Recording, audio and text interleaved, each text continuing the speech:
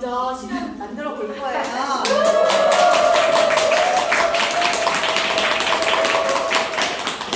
우리가 그냥 문통그려서 그냥 어떤 이야기를 해주세요 했더니 스폰서님이 연락이 오셔가지고 키리더끼리 해서 직접적인 질문을 한번 해봐라. 그게 조금 더 여러분들한테 실질적인 도움이 되지 않을까 해서 카톡방에서 질문 받았죠. 그래서 질문 다 해서 이렇게 적었어요. 제가 그냥 제 맘대로 적었어요. 권현진이라고 적고 유산화의 역사라고 읽는다 이렇게 적었거든요.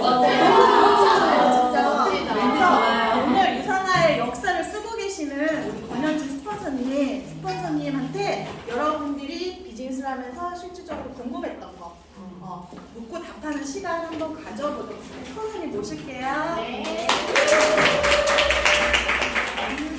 그래서 앉아서 하려고. 앉아서요? 아, 네. 네요? 앉아서 선생님 힘드니까. 괜찮네요. 괜찮죠? 네, 삼다수 새로운 사무실 오픈하고 제가 처음 보는 것 같은데, 삼다수가 지금 2기가 오늘 마지막 날이죠. 네. 삼다수 스타트가 어떻게 됐는지 아세요?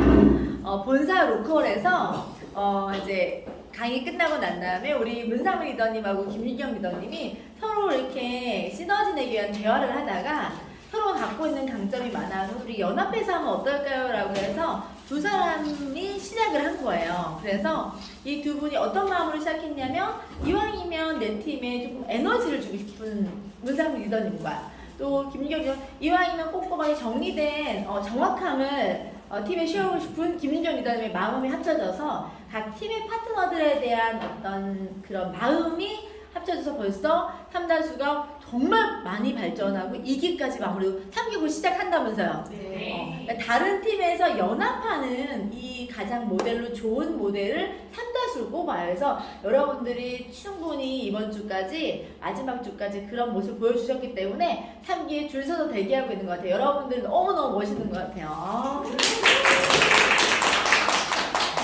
스타트 하실 때 적극적으로 두 분이 남양주 사시는 거 아니에요? 그래서 몰랐거든요.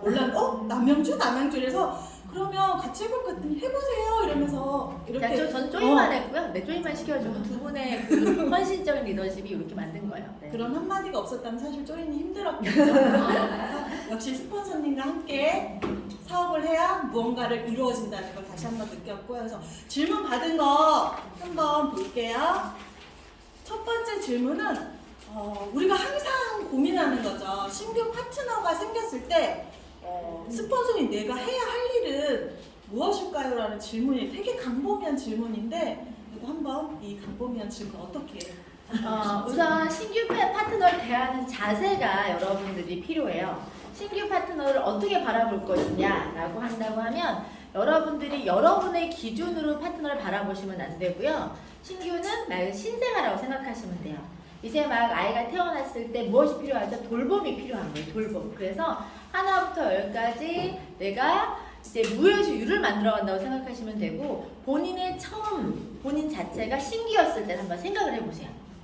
내가 상대방의 입장은 벌써 멀어져 있고 벌써 자기는 본인이 신규가 아니기 때문에 어떻게 신규를 가이드해야 될지가 막연하실 거예요. 그랬을 때 내가 처음 이 사업을 사인업 했을 때 뭐가 가장 막연했고 잘 부족했고 자기가 느꼈던 느낌이 있으실 거예요. 그때 제일 중요한 거는 이 일 안에서 내가 적응을 하는 게 어렵잖아요. 그쵸? 그래서 그 신규라는 사람이 사업을 시작하고 사업을 참여할 수 있는 그런 분위기라든지 이런 걸 만들어주는 게 필요해요. 그리고 마음이 신규들은 뭔가 막 더 많은 걸 해보고 싶어 하는 게 아니라 자기가 할 수 있는 범위 내에서 아름아름 그냥 조금 이렇게 시도해보는 경우가 많기 때문에 그 신규가 처음부터 어딜 막 움직이게 하는 게 쉽지는 않아요.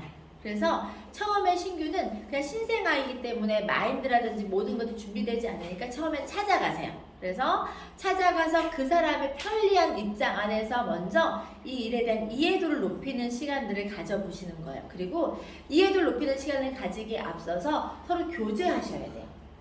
이게 처음에 관계가 있는 분들은 내가 어떤 이야기를 해도 나의 말에 대해서 신뢰가 있고 되게 수용적일 수 있지만 그냥 막연한 신규 우리가 말 그대로 유선으로 만난 사람들 있잖아요. 그럴 경우에는 사전에 관계적인 교제가 먼저 있어야 돼요.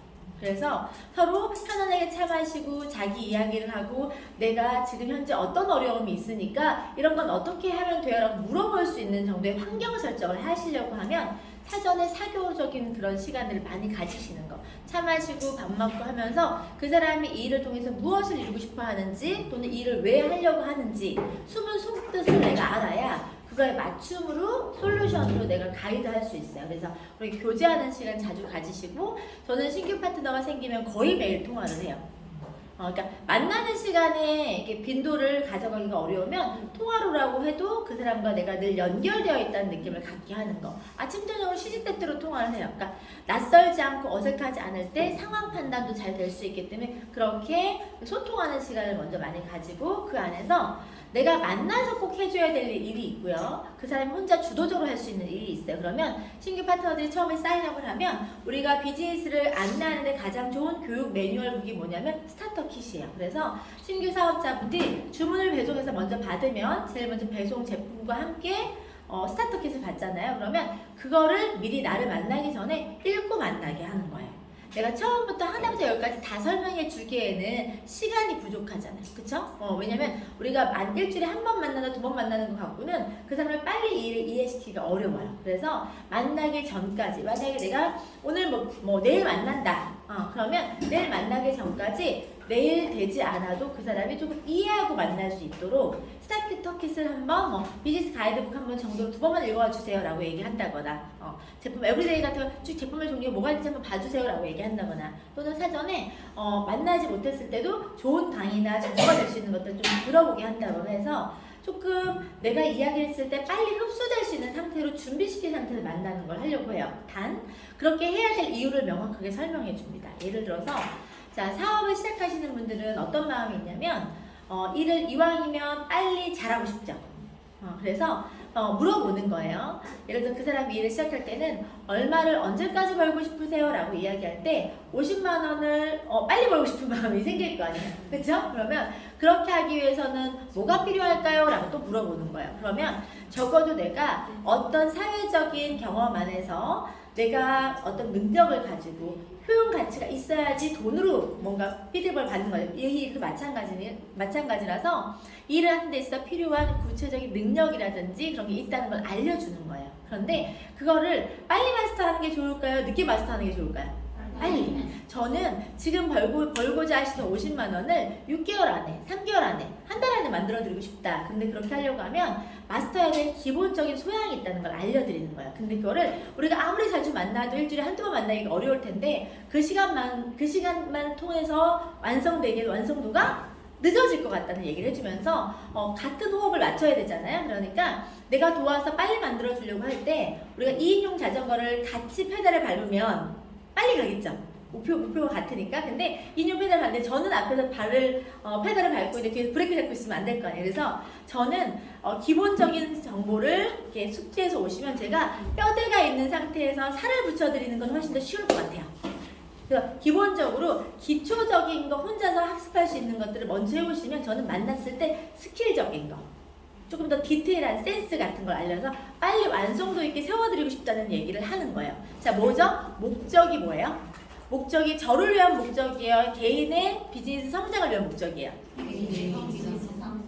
내가 기본적인 동기가 뭘 해야 되겠다는 마음이 내가 불필요하다는 생각이 들면 사람들은 하지 않아요. 그래서 왜 그 일을 하려고 하는지, 왜 하라고 하는지에 대한 목적이 당사자한테 있다는 걸 알려줘야, 그리고 그걸 함께 어떤 목표를 같이 가겠다는 의욕을 설명해줘야 이 사람이 나를 위한 코칭이구나. 지금 하자고 하는 게 나를 발전적인 가이드하기 위한 방법을 알면 팔로우를 하겠죠. 그래서 그런 것들을 먼저 해주고 그 다음에 또 물어보는 거예요.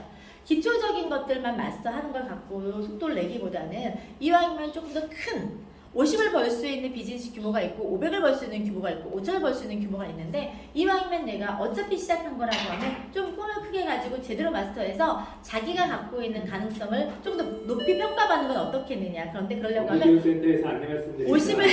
50을 벌려고 할 때 해야 되는 행동과 500을 벌려고 할 때 행동과 5,000을 벌려고 할 때 행동이 달라야 된다는 걸 알려드리는 거예요. 근데 유산화는 지금 제가 그 이상 벌고 있잖아요.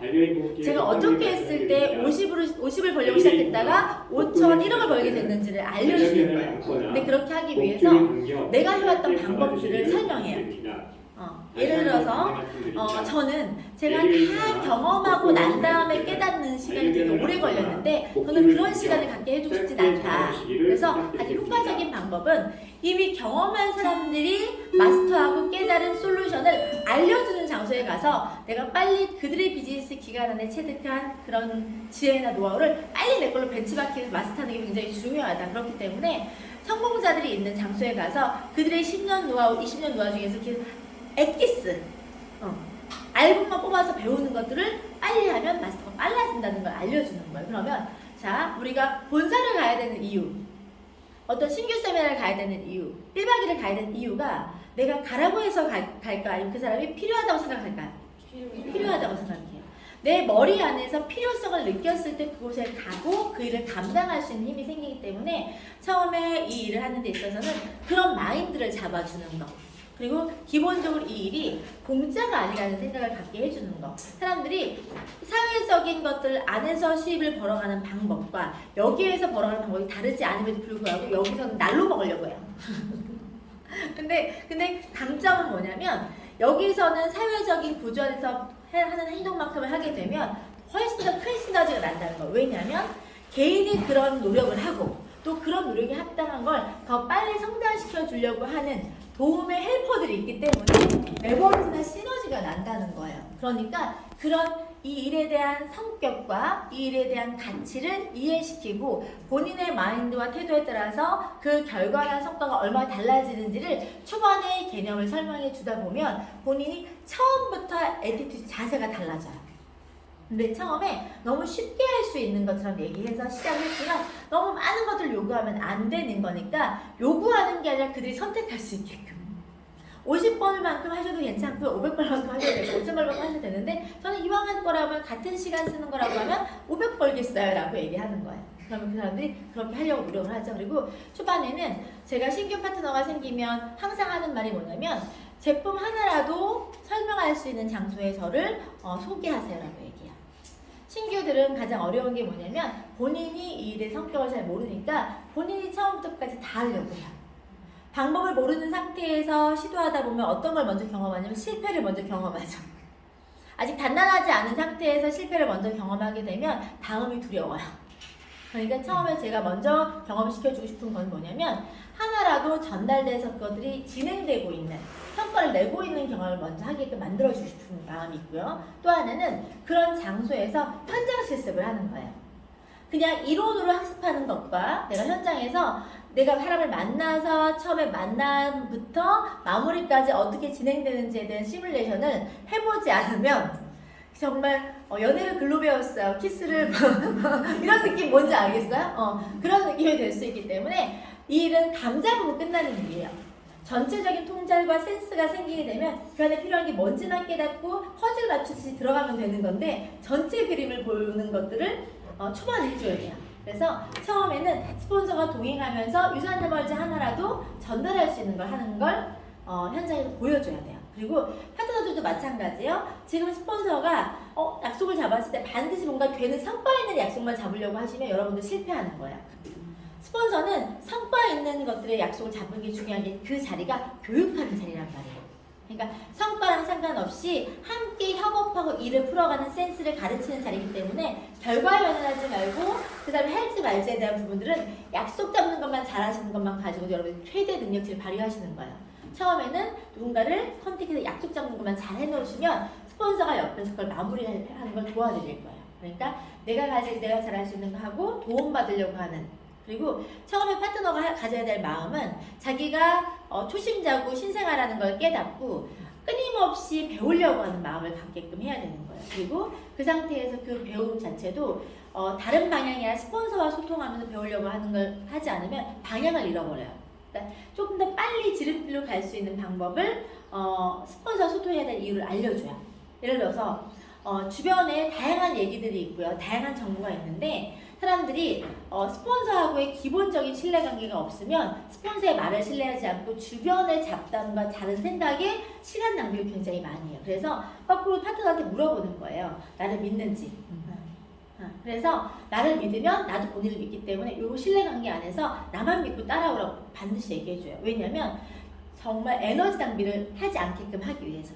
그리고 물어봐요. 매칭 보너스를 설명하면서 내가 본인을 돈을 100만 원 벌게 하겠냐 1000만 원 벌게 하겠냐 이렇게 질문을 해요.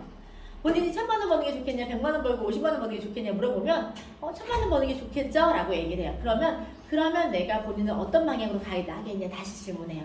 되는 방향으로 가이드 하겠죠. 그래서 본인 스스로가 내가 나의 의도가 본인의 의도와 같다는 거 그것들 방향이 같다는 걸 깨닫게 하는 게 첫 번째예요. 그래서 함께 신뢰로 이어질 수 있는 걸 만들어내는 게 신규 파트너들과 스폰서가 해야 되는 방향입니다. 네, 잘 들으셨죠? 네. 저는 무엇보다 제가 신규였을 때 가장 어려웠던 게 사실은 말했잖아요. 이렇게 어울릴 수 있게 팀 안에 녹아들 수 있게 제가 그게 가장 어려웠거든요. 어려웠는데 지연 스폰서님한테 오지 마세요 이랬어요. 어려웠기 때문에 오지 마세요. 제가 일단 알아서 해볼게 했는데 그게 스타트할 때 가장 큰 NG이지 않았을까.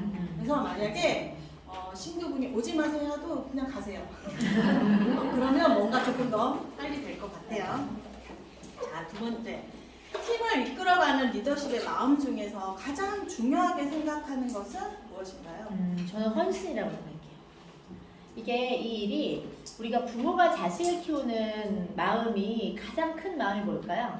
사랑하고 헌신하는 거죠. 그러니까 그래서 기본적으로 팀을 본인이 처음부터 리더였던 사람들이 없어요. 근데 리더라고 하는 자리가 주어지는 건 그만한 그 책임감과 역할인데 그 책임감과 역할을 본인이 기꺼이 헌신하는 마음으로 감당해내지 못하면 그 자리가 없어요. 그래서 팀이라고 하는 것 자체가 이런 거죠. 다 누구나 받기를 원해요.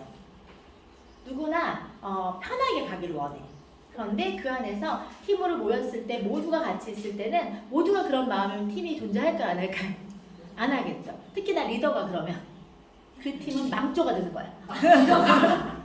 그러니까 특히나 리더가 팀 안에서 모두가 받으려고 하고 모두가 쉐어하지 않아서 그냥 이기적이고 개인주의가 만연하는 거 안에서는 팀워크라는 건 아예 생성될 수가 없어요. 그러면 리더가 보여줘야 될 첫 번째 덕목이 솔선수범인데 그 첫 번째 덕목을 솔선수범 해야 될 게 뭐냐면 팀에 대한 마음의 헌신이에요.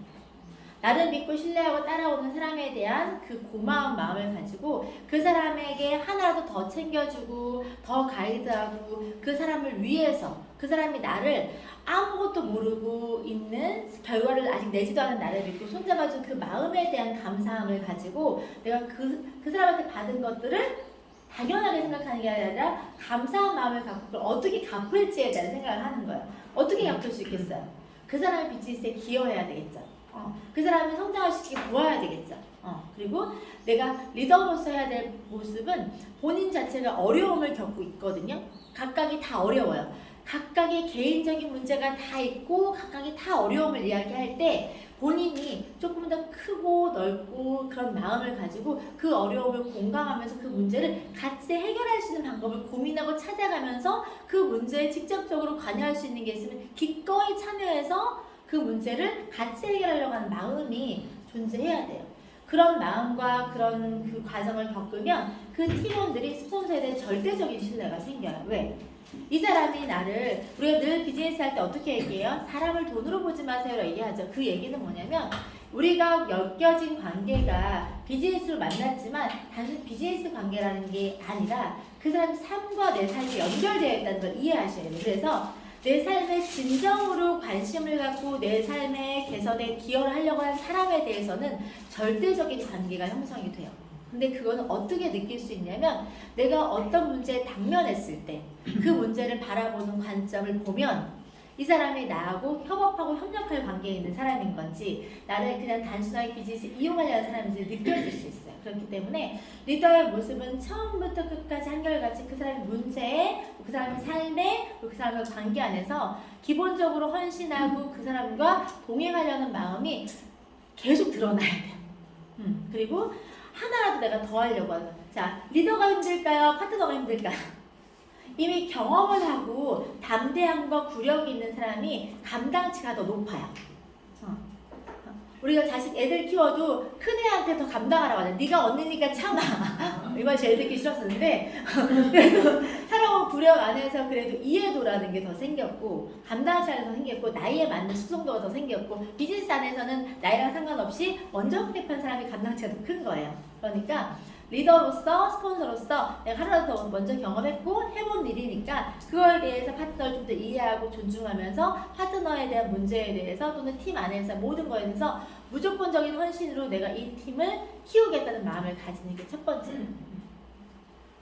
리더십의 가장 중요한 거 헌신하는 마음이 있기 때문에 리더들이 조금 더 많이 고민하는 것 같아요. 그래서 제가 어제 본 책에서 내가 사람을 숫자로 보면 사실 더하기 빼기에서 빼서 그냥 사라져도 사실 상관없죠. 숫자로만 보면. 근데 그 사람을 사람으로 보면 사람이 빠지면 안 되는 거야. 그러니까 조금 더 많이 고민하고 그 사람을 계속 남기기 위해서 뭔가를 더 다른 플랜을 세우고 이런 것들이 있는 내용의 책을 봤는데 들어보니까 갑자기 그 얘기가 생각나더라고요. 조금 더 헌신하도록 하겠습니다. 저도. 아니 지금도 헌신하고 계신 거예요. 오늘 홈미팅 스타트부터 누가 가장 많이 헌신했을까요? 주관아 굉장히 항상 헌신한 리더십 보여주는 게 너무 멋진 리더십이라고 파트너 말씀드립니다. 네. 우선아 초기 사업자의 자세 마인드에서 사실은 시스템의 중요성 쓰리셔서 질문이 있었는데 아까 맨 처음에 초기 사업자 관련해서 시스템의 중요성은 이렇게 말씀을 해주셨어요. 그래서 그거에 이어서 한번 쓰리션 추가로 한번 더 말씀드려볼게요. 이 일을 우리가 연결되어 있다는 거를 깨달으면 이 일 자체가 굉장히 쉬워져요. 그래서 어저께도 우리 박경진 스타님이 뭐라고 말씀하셨어요? 권현진 스타님이 나의 시스템이고 이 말의 뜻을 이해하세요? 네. 이해하시는 분들은 이 일을 좀 해보신 분들인데 초기 사업자분들은 그걸 이해하지 못해요. 그냥 나만 잘하면 되는 거고 내 비즈니스만 바라보게 되는데 우리가 환경이라고 하는 것 안에서 성장이 다 다르잖아요. 내가 환경 설정이 어떻게 되어 있는지 따라서 내 성장이 달라진다는 걸 깨달아야 돼요. 내가 내 환경 설정 안에서 좋은 사람들과 좋은 문화 안에서 좋은 모델링이 있는 상태의 환경에서 일을 하는 것과 그렇지 않은 거에서 일을 하는 거는 굉장히 달라요. 그래서 팀이 중요하고 그룹이 중요하고 시스템이 중요하고 스폰서가 중요하고 이런 모든 것들은 다들 개인의 능력만 갖고 될 일 같으면 나오지 않아야 될 말들이겠죠. 일은 절대적으로 개인의 능력으로 하는 일이 아니라 팀과 전체가 해내는 일이기 때문에 그래서 환경이 중요한 거예요. 근데 환경은 혼자 만들 수 있는 게 아니에요. 개개인이 각각의 포지션과 위치 안에서 본인의 역할을 충실하게 했을 때 완성도 있는 환경이 설정이 되는 거예요. 그러면 우리가 쓰리션이라고 하는 게 뭐냐면 우리가 관계적인 것들이 스폰서, 파트너, 형제 라인이라고 해서 그 관계적인 것 안에서 내가 해야 될 역할적인 거 그걸 우리가 쓰리션이라고 해요. 그래서 내가 스폰서와 파트너의 관계 안에서 내가 파트너의 역할일 때 제일 먼저 여러분들 만나는 건 파트너죠. 내가 파트너로서 역할을 가지고 딱 만났을 때 누구와 관계가 형성이 먼저 되냐면 스폰서와 관계 형성이 되죠. 그러면 파트너가 스폰서하고 관계 형성에서 내가 해야 될 역할은 뭐냐면요. 절대적인 신뢰를 가지고 따르는 거예요. 파트너가 해줘야 될 역할은요. 스폰서가 아까 얘기했죠. 자전거 페달 열심히 밟고 있는데 그거 아니에요 라고 뒤에서 브레이크 잡고 있으면 스폰서가 에너지가 떨어져요. 스폰서가 어떤 마음으로 함께한다 했어요? 헌신하는 마음으로. 스폰서 어떤 마음으로 함께한다 했어요? 성장시킬 마음으로. 목적이 같다 그랬죠. 같은 목적과 헌신을 가지고 자신의 시간과 모든 집중과 이런 것들을 가지고 이 사람을 키우려고 포커스를 맞추고 있는데 이 사람이 뒤에서 브레이크를 잡아요. 그러면 이 관계가 문제가 생기는 거예요. 왜? 우리는 비즈니스로 만난 사이잖아요. 그러면 비즈니스에 같은 목표를 가지고 가는데 비즈니스에 이 사람이 돈 벌고 싶다고 했어요. 자, 이 사람이 던진 한마디를 스폰서는 기억한단 말이에요. 이 사람이 가지고 있는 이 간절함을 스폰서는 기억을 해요. 그래서 그거에 맞춰서 고민한단 말이에요. 밤새 고민을 해요. 어떻게 하면 이 사람을 빨리 그 성장 위치에 갖다 놓을지 어떻게 이 사람을 가이드할지를 고민해서 가이드를 갖다가 딱 던졌어. 하자고 했어. 그런데 이 사람이 말은 간절하다고 얘기해놓고 마음만 그렇고 행동은 브레이크를 바빠요. 시간이 없어. 이렇게 해버리게 되면 이 비즈니스 관계가 효율성이 떨어지는 거예요. 에너지도 같이 몰입해서 집중이 같이 끌고 나갔을 때 아까 이제 우리가 저기까지 얼마 안에 전력질주에서 가봅시다라고 해서 레디 스타트 딱 해서 같이 막 미친듯이 페달을 밟아야지만이 딱 완성을 할 수 있는데 저 다리가 좀 쥐가 나가지고 그러면 차라리 오히려 얘기를 해야 돼요. 스폰서님, 내가 지금 때가 아닌 것 같다. 내가 집중할 수 있을 때 스폰서님의 에너지와 열정을 나한테 써주시길 바라는데, 왜? 스폰서의 시간도 중요하거든요. 스폰서도 비즈니스 시간과 함께 삶의 시간이라는 게 있는데, 이 사람이 비즈니스로 나를 선택했기 때문에 그 책임감과 신뢰를 유지하기 위해서 이 사람한테 에너지를 몰입해서 쓰고 있어요. 다른 걸 포기해가면서. 상대적으로 쉴 수 있고 다른 사람들과 시간 보낼 수 있음에도 불구하고 이 사람이 간절하다고 했거든요. 빨리 이루고 싶다고 했기 때문에 이 사람한테 포커스를 맞추고 있는데 그 사람이 그만큼의 활동을 하지 않아. 그럼 그 호흡이 안 맞겠지. 그러면 서로 뭐가 깨지냐면 신뢰가 깨져요. 말은 신뢰거든요. 그러니까 본인이 뱉은 말만큼의 행동을 하지 않으면 스폰서가 그거를 기대하고 간절하다고 했는데 어떻게 이 사람의 마음은 쓰고 있는 상태니까. 그래서 그런 것들에 대한 기본적으로 스폰서와 호흡을 맞출 때는 자신의 상황적인 것들이 어떻게 된다고 하더라도 스폰서의 시간과 스폰서의 열정과 에너지가 소모되지 않도록 열매 맺을 수 있도록 같이 호흡을 맞출 수 있도록 따라오는 마음과 그리고 적절하게 그런 호흡을 맞출 시기를 서로 소통해서 결정하는 것도 필요해요.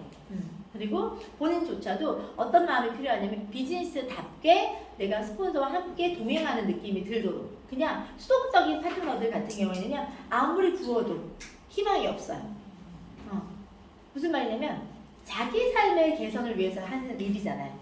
근데 남의 삶에 하는 일처럼 이 일을 대하는 분들 많이 보거든요. 그거는 아무리 가난한 나라님도 구제하지 못한다. 하물며 평범한 우리가 정말 같이 하겠다는 마음으로 도와서 이 사람이 갖고 있는 개인 역량보다 더 많은 것들을 도와서 일으켜주려고 혼신의 힘을 다해도 나라님도 못 구하는 가난을 구할 수 있다? 없다? 없다. 당사자가 그런 의지가 명확해야 돼요. 그래서 그런 마인드와 자세로 팔로우 해주는 거. 자, 그 다음에 만나는 역할이 스폰서예요. 그러면 생각해보세요. 누군가가 나를 믿고 신뢰해서 함께 하겠다고 했어요. 그러면 이 사람에 대해서 첫 번째 어떤 마음을 가져야 돼요? 헌신하고 책임감에 대한 마음을 가져야 돼요. 왜? 이 사람이 나와 함께 하기로 결정했으니까. 그런데 어떤 마음을 갖냐면요. 내 말대로 말을 잘 안 들어요. 하자는 대로 잘 안 해요. 그럴 수 있어요. 자, 여러분들이 애들 보면 애들이 말 잘 듣던가요? 안 들어요. 언제 말 잘 들어요? 철 들 때까지. 언제 들지? 그래서 파트너보다는 스폰서가 아이보다는 어른이 조금 더 나은 사람이잖아요. 그래서 내가 스폰서라고 하는 문제로서 머물기 원한다고 하면 그 파트너들이 나보다 내가 더 키우고 챙기고 해야 되는 존재로 인정하셔야 돼요. 그래서 신생아 키우듯이 처음부터 끝까지 이 사람이 완성될 때까지 내가 기다려주고 챙겨주고 할 마음을 조금 더 크게 넓게 가지셔야 돼요. 스폰서가 효율성을 추구하잖아요. 그러면 파트너가 잘하지 못해요. 여러분들이 파트너들 중에는 파트너들마다 개인의 역량이 틀리고 상황이 틀릴 수 있거든요. 그랬을 때 내가 나의 절대적인 기준만 가지고 파트너를 판단해서 내 효율적인 것들의 추구를 통해서 딱딱딱딱 인풋 아웃풋 나올 것처럼 기대하지만 내가 노력을 하고 공을 들여도 안 나오는 아웃풋이 생길 수 있어요. 왜? 그 사람이 개인의 발달 정도가 다 다르기 때문에. 애들 키울 때도 다 그렇죠? 어떤 애는 늑대고 어떤 애는 빨라요. 그렇죠? 그래도 부모는 어떤 마음으로 기다려요? 그 아이를 내 자식이기 때문에 결국 그 아이가 완성되게 사회적인 걸 잘 적응할 수 있게 만들 때까지 내가 도와주면 되는 거고 가르치면 된다는 마음을 가지고 기다리죠. 스폰서도 똑같아요. 만약에 권현진 같은 파트너만 내가 키울 거야. 흔해요? 안 흔해요? 안 흔해요. 어렵죠? 그래서 본인 또한 그렇게 되지도 않을 뿐더러 그래서 개개인마다 성장이나 때가 다 달라요. 그래서 스폰서는 어떤 마음으로 이 사람이 어떤 때가 된다고 하더라도 내가 이 사람을 기꺼이 처음 잡은 그 처음 가진 그 책임감을 가지고 기다려주고 챙겨주고 끝까지 동행하겠다는 마음을 가지고 이 파트너를 대하면 파트너가 이탈하지 않아요. 근데 그 마음이 아니라 우리가 이렇게 했는데 너는 왜 이렇게 안 해라고 해서 질책하고 지적하고 비난하고 하면 그 사람이 이 일을 시작할 때 어떤 마음으로 제일 먼저 시작한 줄 알아요? 두려움을 갖고 시작을 해요. 내가 잘할 수 있을까? 근데 그 두려움으로 시작할 때 내가 같이 해줄게, 같이 하면 괜찮아 해서 그 두려움을 상쇄시켜 준 사람이 사실 스폰서였어요. 근데 스폰서가 일을 하면서 그 과정 안에서 자기가 두려운데도 잘할 수 있다고 같이 시작을 했는데 같이 해볼 것 같았다 용기가 났었는데 스폰서가 나를 질책하고 비난하고 비판하는 사람으로 머무르면 그 사람이 이 공간에서 생존할 수 있을까요? 절대 생존할 수 없어요. 그러니까 사람을 키우는 거, 우리가 스폰서들이 해야 될 역할은 그 사람이 갖고 있는 잠재적 가능성을 밖으로 끌어내주고 그 사람이 이 일에 대해서 적응하고 순응하면서 발전될 때까지 페이스메이커 역할을 해줘야 되는 역할인 거예요. 그러려고 하면 우리가 페이스메이커 역할은 어떤 거예요? 할 수 있어, 할 수 있어, 가보자라는 역할을 해줘야 되는 사람인 거기 때문에 늘 그런 마음으로 그 사람의 호흡을 지켜주고 따라주고 하면서 같이 조금 더 그 사람의 숨은 가능성을 끄집어내줄 수 있는 그런 역할을 해주시는 게 스폰서 역할인 거예요. 그래서 때로는 위로가 돼주시는 사람이 되고 때로는 조금 더 그 사람을 채찍질도 해주면서 때로는 같이 또 앞서 나가는 모습을 보여주면서 되는 일도 증명해주는 역할도 할 필요가 있어요. 어제 리더가 되는 조건을 박경진 단장님 뭐라 그랬어요? 성장하는 모습을 보여주는 거. 사람들은 멀리 있는 사람을 보고 동기부여 받는 게 아니라 발전적인 내 스폰서 한 모습을 보고서 따라가요. 나보다 한 달 먼저 한 사람이 조금 더 나아가는 모습을 보이면 내가 안에서 못하는 것이 하면 할 수 있는 거구나를 현실을 체감해요. 저 멀리 있는 최고 직급자를 보고 동기부여를 얻는 게 아니라 나보다 2달, 3달 먼저 한 사람이 나보다 6개월 먼저 한 사람이 내가 알던 누군가가 우리 정주희 사장님이 봤을 때 정주희 사장님이 알던 나는 어떤 모습이었을까요? 지금 이런 모습 아니었거든요. 내가 가장 잘 아는 사람의 변화의 모습을 보면서 유산아가 저렇게까지 변화시키는구나 라는 걸 깨달을 수 있어요. 그래서 스폰서는 늘 성장하고 변화하는 모습으로 존재하셔야 돼요. 마지막으로 세 번째는 형제 라인인데요. 우리가 환경 설정 안에서 내 관계적인 연결이 이해타산적인 관계만 중요하다고 생각하시면 안 돼요. 여러분들 아까 어저께 박경진 스타님 뭐라고 얘기하셨어요? 내가 이제 파장을 일으키는 사람이었다. 잔잔한 물에 돌을 던지면서 분란과 문제를 만드는 사람이었다.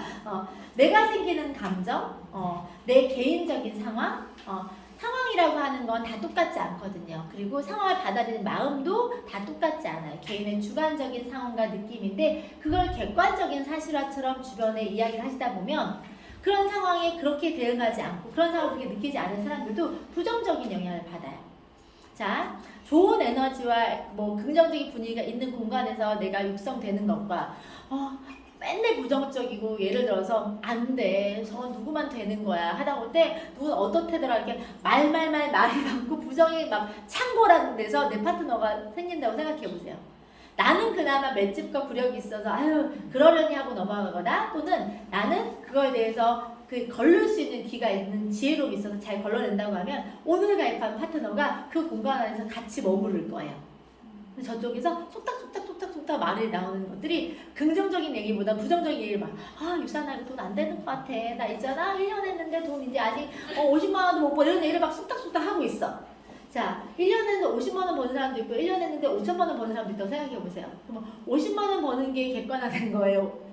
개개인이 하는 거에 따라서 받는 일인데도 불구하고 처음 오는 사람은 그걸 뭐라고 느낄까요?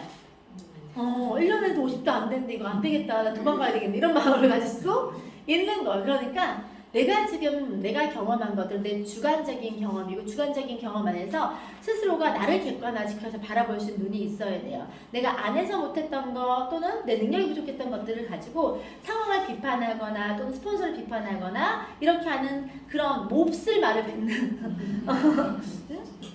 자기 합리화의 끝판을 달리시는 그런 부정적인 에너지를 풍기시는 분들은요 조직의 암적인 존재예요. 암세포 같은 존재예요. 그래서 내가 어느 공간에 머무르든 간에 내가 누군가에게 어떤 걸 기대하잖아요. 그렇죠? 이왕이면 내가 갔을 때 나는 그 역할을 못하지만 김미경 리더님 같은 에너지 좋은 분들이 내 파트너 왔을 때 막 환대해주고 에너지 좀 좋겠다. 그러면 내가 그런 걸 기대한다고 하면 나 또한 그 공간 안에서 나는 어떤 역할적으로 머물러서 기여할지를 생각하셔야 돼요. 함께하는 공간 안에서는 모두가 개인적인 마음을 갖고는 전체가 움직일 수 없기 때문에 내가 가지고 있는 하나를 내놔서 나는 내가 100을 갖고 있지 않지만 모두가 하나씩 내놓을 마음을 갖게끔 내가 먼저 스타트하면 나눔이 그게 나비 효과가 돼서 모두가 하나씩 내놓을 거예요. 그러면 여러분들 100을 받게 될 거예요. 그래서 내가 형제 라인으로서 해야 될 역할은요, 내 파트너가 아니더라도 또는 내가 지금 당장 크게 여기에서 뭔가 수혜받고 있지 않더라도 내가 언젠간 받을 수혜와 언젠간 내가 놓일 환경 설정을 내 스스로 할 수 있는 힘이 필요해요. 그리고 내가 먼저 내놓고 품앗이할 수 있는 마음이 필요한 거예요. 내가 미리 다 해놓으면요, 예를 들어 내가 파트너 누가 신규 오는 사람들 다 내가 챙겼어. 내 파트너도 아닌데 그러면 내 신규 파트너가 왔을 때 이 전체가 내 파트너 하나를 챙겨요.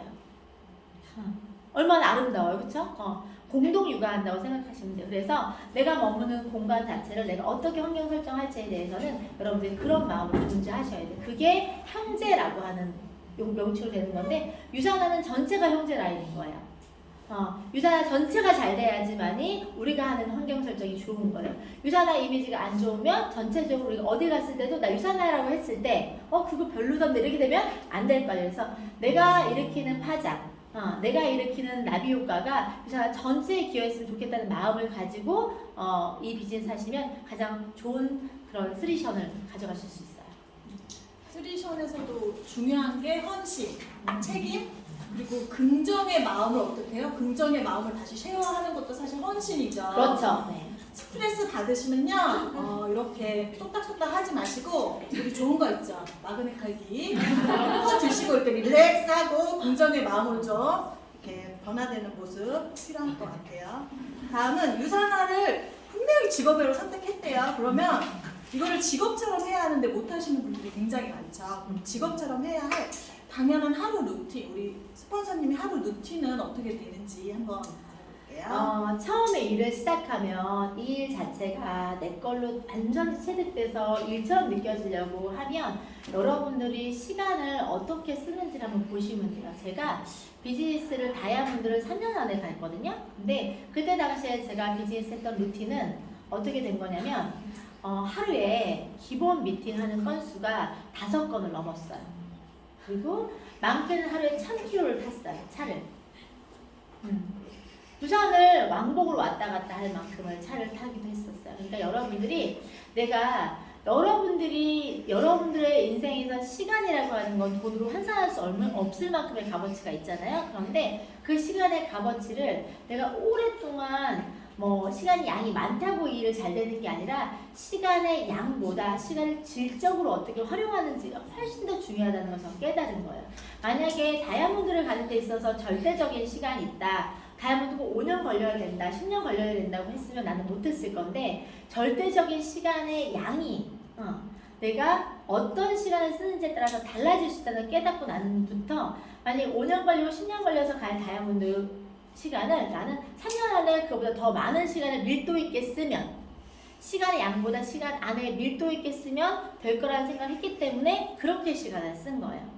비즈니스의 루틴은 다른 게 아니라 내가 이루고자 하는 것들을 언제 달성하고 싶은지에 대한 명확함이 있으면 그렇게 하는데 필요한 절대적인 시간 양이 있거든요.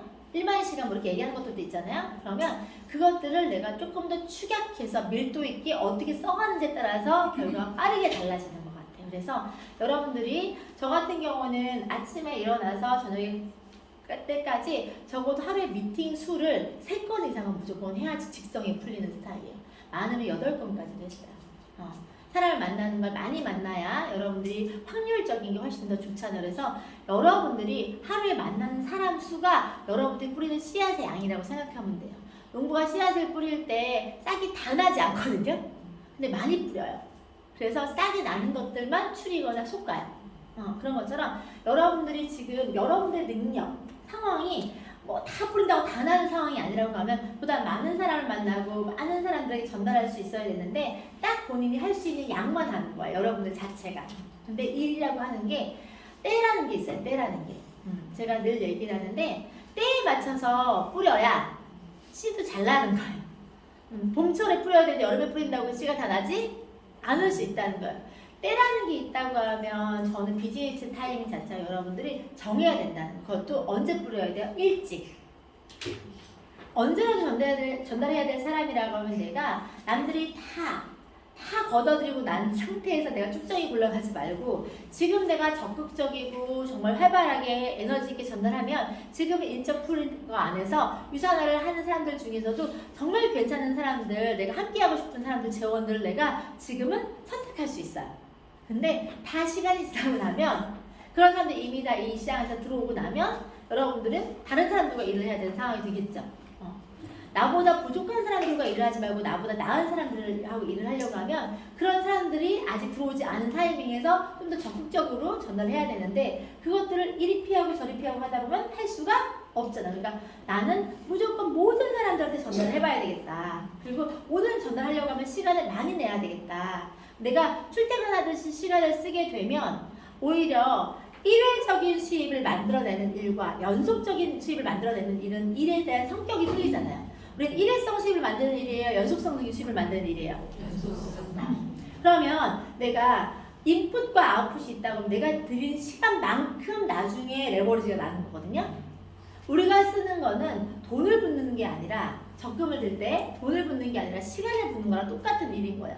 내가 초기에 우리가 자본금이 많으면 그 자산이 돈을 불리는 것처럼 그것들이 굴러서 눈덩이처럼 크게 만들어 간다고 얘기하잖아요. 근데 우리가 자산이 없어. 자본이 없어서 내 열정과 노력과 내 시간을 종잣돈으로 지금 부어야 되는 상황이라고 하면 그걸 띄엄띄엄 흩어지는 티도 안 나게 붓지 말고 그걸 언제고 써야 된다고 하면 언제 쓰라는 거예요? 초반에 몰입해서 쓰라는 얘기인 거예요. 그러면 그게 레버리지가 나고 눈덩이가 불어날 수 있기 때문에 그렇게 쓰셔야 되는데 초반에 계속 간보기 하시는 거예요. 초반에 오늘 여유가 되니까 누가 하나 만나. 오늘 여유가 안 되면 오늘 좀 네 집에 좀 쉬고 있다가 그냥 카톡 쫙 보고 있다. 이렇게 하면서 보내는 시간의 누수가 시간이 지나면 지날수록 차이가 생겨요. 저는 아침에 출근하듯이 나갔어요. 아침 9시에 나가 일이 없어도 나갔어요. 그래서 초반에 어떻게 했냐면 사람을 아침부터 만날 사람이 없잖아요. 그렇죠? 어디가 누가 말 한마디 더 거는 거야. 저는 장소가 어디가 됐든지 간에 첫 미팅이 10시였어요. 그게 부산이 됐든 제주도가 됐든 그건 제 루틴이에요. 일과잖아요. 여러분이 출장을 간다고 하면 어디 컨퍼런스나 회의가 열려요. 그러면 그 장소 회의 시간이 9시에 시작한다고 하면 전날부터 가서 있을걸요? 이게 비즈니스인 거예요. 여러분들이 하고 있는 일에 대한 것들을 하려고 할 때 매일매일 내가 직장 생활을 다니지 해도 인생이 노후가 준비가 안 되거나 보장이 안 되는 삶을 사셔서 일을 선택하셨다고 하면 여기서도 상식 범주 안에서 일을 하셔야 될 거예요. 저는 초반에 공짜가 없다는 걸 깨닫고 난 다음부터는 내가 여기다가 어떤 에너지와 어떤 시간을 부었을 때 조건 없이 여러분들한테 기회를 준 거잖아요. 면접 안 보고 일단 출근해봐야 되나, 그쵸? 유산에서 면접 보지 않았잖아요, 그쵸? 이력서 받지도 않고 일단 출근해보고 너 하는 걸 증명해내봐라고 했을 때 내가 가진 조건과 상황을 넘어서서 나를 증명할 수 있는 걸로 전 성실함으로 여기다 증명을 해낸 거고 유산아가 성실함과 열정을 가지고 내가 초반에 종잣돈을 많이 부었을 때 얼마나 큰 시너지나 레버리가 나는지 깨달아버렸어. 그러니까 더 많이 붓겠죠. 인풋을 내가 어떻게 했을 때 아웃풋이 어떻게 나온지를 한번 경험을 투자를 했는데 내 열정과 시간과 에너지 투자했는데 아웃풋이 괜찮게 나왔어. 그러면 다음에 더 보여 덜 보여? 더 붙죠. 원리를 깨달았으니까. 그래서 저는 그 원리를 빨리 깨닫고 빨리 많이 부었어요. 그래서 처음에는 간 보는 시간도 있었겠죠. 될까 말까. 그런데 적게 부었는데 이만큼 나와서 많이 더 나오겠다는 걸 깨닫고 난 다음에 몰빵했어요. 완전 몰입했어요. 밀도 있게. 그 몰입의 강도는 여러분들이 상상할 수 없을 만큼. 심지어는 때로는 하루 시간이 너무 아까운 거예요. 오늘 붓는 시간이 나중에 어떻게 나온다는 걸 아니까 지금 부을 시간이 아까우니까 점심시간도 아껴가면서 김밥 한 줄 갖고 차에 운전하면서 김밥 먹어가면서 시간을 붓는 거예요. 지금 붓는 시간이 어떻게 될지 아니까 차에 운전하면서 전화를 하는 거예요. 무슨 말이야? 지금 붓는 시간이 어떻게 될지 아니까 차에 운전하면서 강의 듣는 거야. 아침 눈 뜨면서 밥을 차리면서 내가 붓는 시간을 쓰고 싶은 거야. 밥 차리는데 시간 쓰고 싶은 게 아니라 유산에 붓는 시간을 내가 아웃풋 나올 건 아니까 붓는 시간을 쓰고 싶어서 어떻게 했냐면 밥 차리면서 여기다가 이제 속옷에다가 핸드폰 끼고 이어폰 들고 하면서 아침 시간에 또 2시간 붓는 거예요. 틈틈이 계속 부었어요. 내가 가진 게 많지 않으니까 짜투리를 계속 부었단 말이에요. 그래서 그게 쌓였을까 안 쌓였을까? 그거를 남들보다 초반에 엄청 때리 부은 거예요. 그 부은 것들이 있으니까 아웃풋이 뭐가 나왔어? 입이 열리겠죠. 그 부은 시간 양만큼 입이 열리는 거예요. 들은 양만큼 열리는 거예요. 그래서 그렇게 열린 걸 가지고 또 어떻게 했어요? 이 말하는 시간을 많이 보아야 결과가 나온다는 것도 상식이니까 말하는 시간을 많이 늘렸겠죠. 얘기하는 시간을 만나는 사람을 많이 늘렸겠죠. 근데 말할 대상이 없어. 그러니까 만나는 사람을 늘리는 거예요. 관계적으로 하는 거예요. 하루에 8명을 만나는데 어떻게 만나셨어요? 얘기했을 때 미팅하는 사람만 만난 게 아니라 관계적으로 교제하는 사람도 거기 다 포함인 거예요. 늘 얘기하잖아요. 내 관계적으로 C단계에 있는 사람이 B단계, B단계에 A, 그걸 몰랐어. 원리도 몰랐지만 전달할 사람이 없으니까 전달할 사람들을 찾기 위해서 그 시간들에 누구라도 만나는 거예요. 내가 얘기했잖아. 마트에 가도 캐셔도 한 캐셔만 집중적으로 가서 했다고. 고깃집을 가도 한 고깃집만 갔다고요. 왜? 만나는 빈도에 따라서 말 한마디 걸 수 있는 그런 틀을 보기 위해서 그렇게 시간을 두었던 게 지금 했던 방법인 거고 지금도 마찬가지인 거예요. 제 하루 일과 중에서 내가 어떤 시간을 채워야지만 이 지금 이룬 걸 지킬 수 있는지를 알아요. 이루는 것도 중요하지만 지키는 것도 중요하고 지키는 거 가운데서 추가적인 노력하면 더 성장할 거라는 것도 아는 거죠. 그래서 여러분들이 가장 주의하셔야 될 게 뭐냐면요. 비즈니스 루틴은 내가 내 자신 스스로가 무엇을 원하는지에 따라서 어떤 것들을 먼저 부을지 먼저 내가 내놓을지 결정하셔야 돼요. 다 가져갈 수 없어요. 나중에 다 누리기 원해요. 안 하고 누리기 원하는 건 공짜 심리죠. 응? 그러면 내가 지금 나중을 위해서 지금 내가 여기에다 대가 지불할 게 뭔지 결정하셔야 되는 거고 그 대가 지불을 빨리 할수록 대가를 빨리 많이 내놓을수록 더 나중에 크게 빨리 와요. 그걸 결정하시는 게 가장 중요한 것 같고 그리고 일을 하면서 여러분들이 가장 중요하게 생각하셔야 될 게 뭐냐면 이 모든 것들을 하면서 하루 루틴을 보낼 때 자기 세우는 걸 먼저 하셔야 돼요. 예를 들어서 매 순간마다 대가를 지불하고 사람이 심리가 그래요. 당장 아웃풋이 안 나오면 지쳐. 그러니까 당장 눈앞에 보이는 효율성을 추구할 수밖에 없어. 근데 내가 지금 하고 있는 게 5년을 준비하는 거다, 10년을 준비하고 있는 거다라고 하는 내가 스스로 나를 이해시키는 마음이 필요해요. 오늘 당장 돈이 안 되기 때문에 당장 돈이 되는 거에 메모하다 보면 장기적으로 가져갈 수 있는 그런 플랜을 세우기가 어려워요. 대부분 사람들이 눈앞의 이익에 급급하기 때문에 당장의 인풋 아웃풋에 머물다 보면 그것들이 끊어지는 순간부터 장기적인 것들을 보장할 수 있는 게 아무것도 없어서 대안이 없는 거라서 이걸 시작했다고 하면 여기서는 다른 방법으로 일을 하셔야 되는 거예요. 여기서는 당장의 이익이나 당장의 효율성을 추구하면 망해요. 장기적인 안목을 가지고 전체적인 통찰을 가지고 준비하고 계획하고 하면서 가져가면서 그 안에서 차곡차곡 그것들이 계속 쌓이는 걸 경험하시면서 엄청난 걸 가져가실 수 있는 거기 때문에 지금 쌓이는 가치에 대해서 우리 어제 박경리 리더님이 정확히 설명하셨어요. 권리 수입이라는 개념을 이해하지 못하면 일을 할 수가 없다. 지금 50만 원의 값어치가 500만 원, 5천만 원, 5억의 가치라는 걸 깨닫지 못하면 일을 할 수가 없다가 이게 명확해요.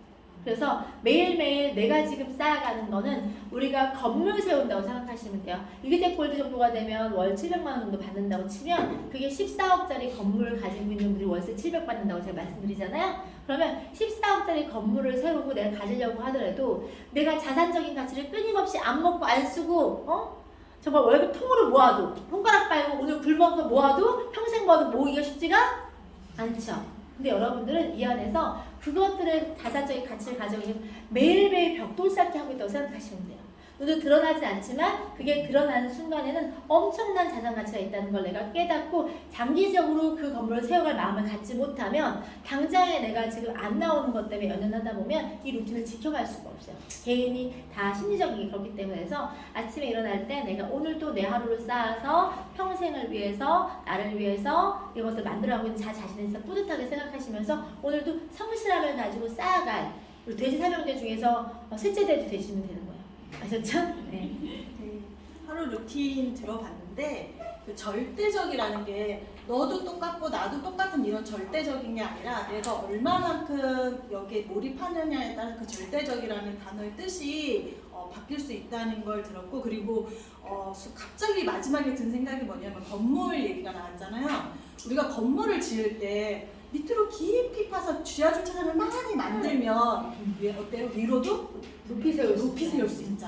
그러니까 내가 지금 뭔가 좀 안 되는 것 같다 생각이 들지만 이렇게 루틴에 몰입하다 보면 언젠가 이렇게 솟아 나오는 그런 비즈니스가 될 거라고 보시는데 감동만. 자, 다음 질문은 이거 유산화를 하면서 원래 약간 질문이 되게 단순한데 제가 조금 더 넣은 거야. 심란한 마음을 릴렉스하는 마인드 컨트롤 방법이 있다면. 심란한 왜 글쎄요. 그러니까 심란한 마음을 상승시키는 거는 두 가지 마음이 있어요. 겸손한 마음하고 감사한 마음이 있으면 심란한 게 해결이 돼요. 예를 들어서 파트너가 속을 썩일 때가 있어요. 그럴 때가 있으면 심란하죠.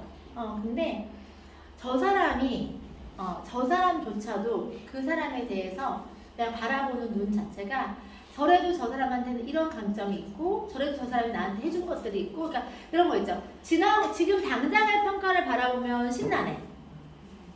지난 시간 안에서 좋았던 것들을 생각한다거나 그 사람과 나의 교제했던 것들 중에서 이렇게 되새김질을 해가면서 관계적으로 나빴던 순간의 찰나를 가지고 평가하거나 기분을 다운시키는 게 아니라 그게 있기 때문에 더 좋았던 걸 가지고 그걸 상쇄시키려고 노력을 많이 하는 편이고 그리고 그 사람 자체에 대해서 존재로서 감사한 마음으로 마무리를 짓지 못하면 그 사람을 다음에 대면할 수가 없어요. 그래서 그 사람이 물론 나를 어렵고 힘들게 하는 경우도 있지만 나를 행복하게 했던 경우도 있잖아요. 우리가 자식 키우면서 애들이 언제 효도 다 한대요? 어릴 때. 그래서 어릴 때 효도했던 그 애들 보고 속썩이는 사춘기를 견뎌낼 수 있는 것처럼 사춘기가 없다라고 생각하고 나하고 교제하고 좋았던 순간들 생각하면서 다시 그 시절을 상기시켜가면서 그 관계를 회복하려고 노력을 하죠.